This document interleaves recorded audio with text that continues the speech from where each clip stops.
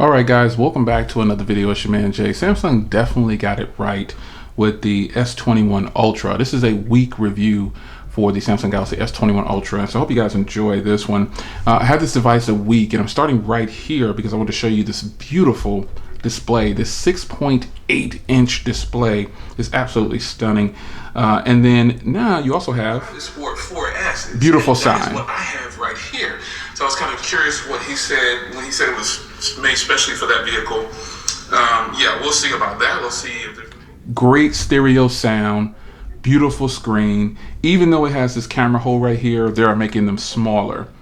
And I just think that's a huge plus when it comes to Samsung devices. They've always had great screens, and I think they can do better. Like, even though this is a great display, I'd like to see them go ahead and do a 4K display. Why not? Why haven't they done that yet? They're just gonna leave that over to Sony to do it. Come on, Samsung. I know you can make a great display, and I know it would be fantastic. If you've already got Quad HD, 120 hertz lockdown, go ahead and give us 90 hertz 4K before somebody else does it and beat you to the punch, because I know it'll be great on your device. Give us a 4K 90 hertz display. I'd be totally happy. Actually, I'd be happy with 60, but I know you guys want to hear me say 90 because you 60's, oh yeah. Okay. Anyhow, the display on here is absolutely beautiful, and the screen quality is just untouched by so many. And the reason I like this display so much is because of this little guy. This is my S21. I knew once I saw how beautiful this display is, and this has a higher pixel count, you know what I'm saying, because it's a smaller display, but I knew once I saw that I was going to fall in love with this huge display right here.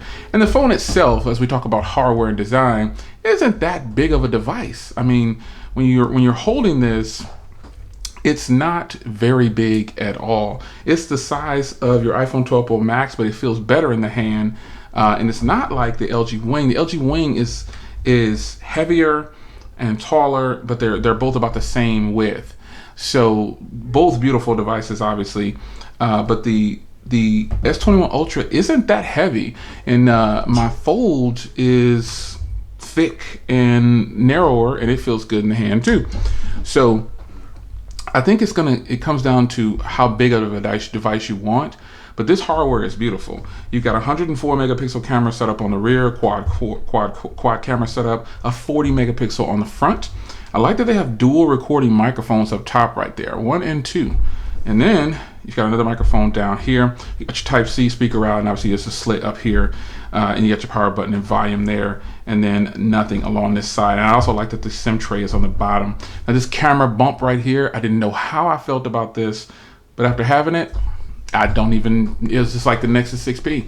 You know, it's just there, and that's just what it is. So that's just how it is. It's a part of the device. I don't look at the back of my phone that much, but I tell you what, when I am using the back of the phone, the cameras are absolutely stunning, because that is a place where Samsung shines. They not only make fantastic screens and great quality stereo speakers on their devices, the cameras on this device are greatly improved over the S20 lineup. The S21 lineup, period, is improved over the S20 line. So I said in another video, I highly recommend that you trade in your S20 and get any of the S21 phones, and you will be so happy with the camera quality and battery and screen. It's ridiculous. It's just so much better than one could imagine. So I feel like with the Ultra being their best offering right now, you would think it would be feature packed. Well, it is. This has S Pen support, and I can't find my S Pen. I've been looking for my S Pen that I got separately, the big S Pen, and I can't find it. But nonetheless, it does have S Pen support. And when it comes to features, Samsung is known for having a lot of features and stuff like that, feature packed phones, but a slept-on feature is a feature like this. You know, this device can open up 2 applications at one time. You can resize. If I had my pen, I could take notes on the bottom or whatever, open up Samsung Notes or whatever, and I could go ahead and just do what I need to do. But being able to pop open two apps like that is sweet, or just being able to open multiple apps like this is a slept-on feature, and you can do whatever you want over here. Look at all these apps. And so if we go into settings on this, this is what you can do as well. There's so many things. And I pretty much turned all these off because I just wanted that one there right there for apps, but you can do so many. Oh, I must have accidentally turned that off. You can do so much, and then you can swipe through and have the panels there that you want. So now there's my live message. So pretty much the Galaxy Note updated version. You just can't stick the pen inside. That's all. So features on this device, features and options is absolutely great. Web browsing on a huge screen like this is just great. Even if you go into full screen, not full screen, desktop mode, you'll find that just the viewing on here is just fantastic. It's just great, man. Nothing different at all. But obviously you want to stay in mobile if you can. It'll load pages faster, and it should be a better browsing experience, or the best browsing experience. Now, I don't use Samsung's browser. I personally don't like their internet browser, but I like Google because everything is synced to Google, and you can do that with Samsung, but I don't establish myself inside of Samsung's browser because you can't pretty much use the Samsung browser on a whole bunch of different devices. So Google has that on lock. Now, speaking of the cameras, I think I spoke of the cameras earlier briefly, but camera quality on here, video footage 4K 60 is absolutely fantastic. Now, one thing I think is still bad is the 100 times zoom. The 30 times zoom is where it really stays kind of crisp, if you will. Let me see if I can do a 30 times zoom just right here on my desk. I'm gonna go to zoom here, and there's 10. I'm gonna go ahead and go up to that mouse right. See, even right there, that 10 right there is good. Now I'm gonna, if you tap on it, I'm gonna go ahead and go to 30, and this is where it really hurts. I probably need to be back further. It needs to be further away. But it hurts indoors here. These are some great 10 times zoom shots, but 30 indoors, this is fantastic. This is great quality for 10 times zoom. I think they should stop. This is 10 times zoom too. They should kind of stop at here. I mean, because people don't use 30 times zoom that much. It's fine and everything, but it gets kind of grainy at 30 or 100. 30 and above, it gets really grainy, like really grainy. And, there's really no way to, you just have to, excuse me, go to Best Buy if you don't own the device, or go to your carrier and try out anything past 30. You're going to say, this looks kind of bad. So the 100 megapixel camera on the back, okay, not using it for the long zooms and everything like that, it's fine. This is a fantastic set of cameras on here. Video quality is good. Camera footage is good. Everything is good about these cameras. Everything.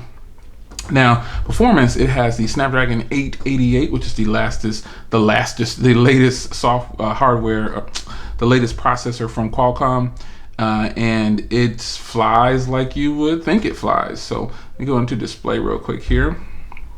Active motion smoothness, adaptive.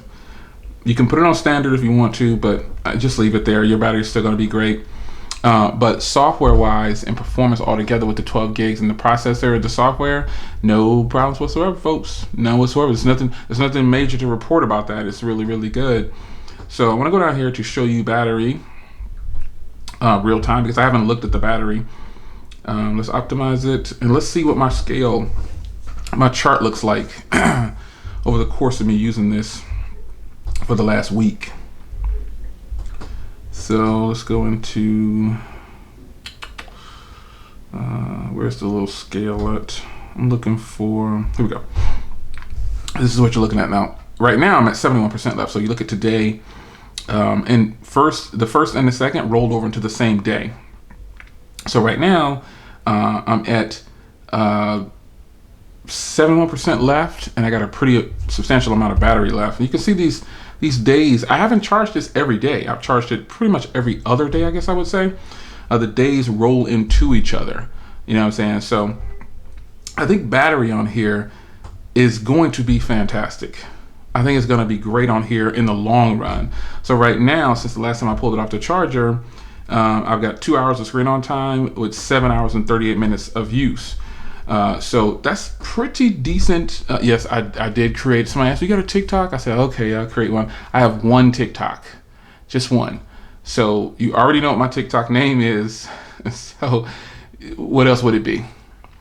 If you can find me on TikTok, leave me a comment on that TikTok and I'll respond. I promise I'll respond. I know there's 100,000 people plus over here, but I know 100,000 people plus won't follow me on TikTok.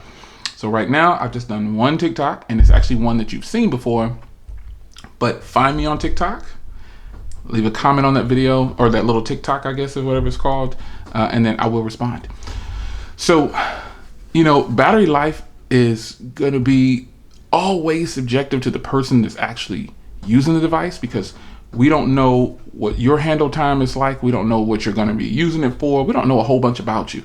We just know that this device has a ginormous battery. And if I were to turn this down to 60 hertz and then put it on 1080p, because out of the box, Samsung cuts it down to 60, they cut it down to 1080p. And I know they're doing that just to save battery.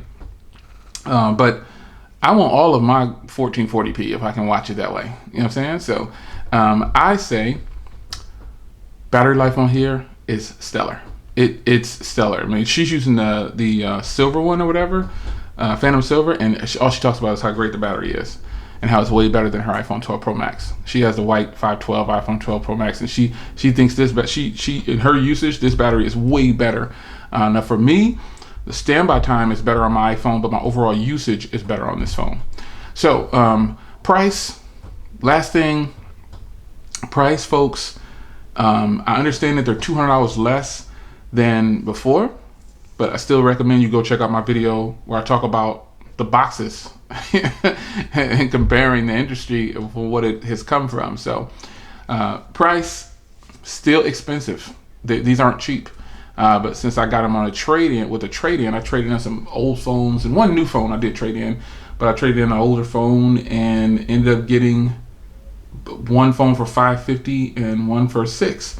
So I got both of these for $1,000 on phones that just really, it was a gimme, it was a grab. So if you follow me if you're a member of the channel, you know how I got the silver one, and the black one, we just grabbed a phone, traded it in because I have a lot of them and got lots of money towards it. So for me, these are great purchases because I'm not giving up much at all, So price-wise, I think you need to determine whether or not you want to grab one of these S21 devices and make it your own. Worst case scenario, folks, you go ahead and grab the 21, the smallest variant, because I think you'll be hard-pressed to say that these are bad devices. They are absolutely fantastic. So for now, 1 week later with this beautiful device right here, I think it's hitting pretty hard. Shemaya J, see you in the next one. Take care.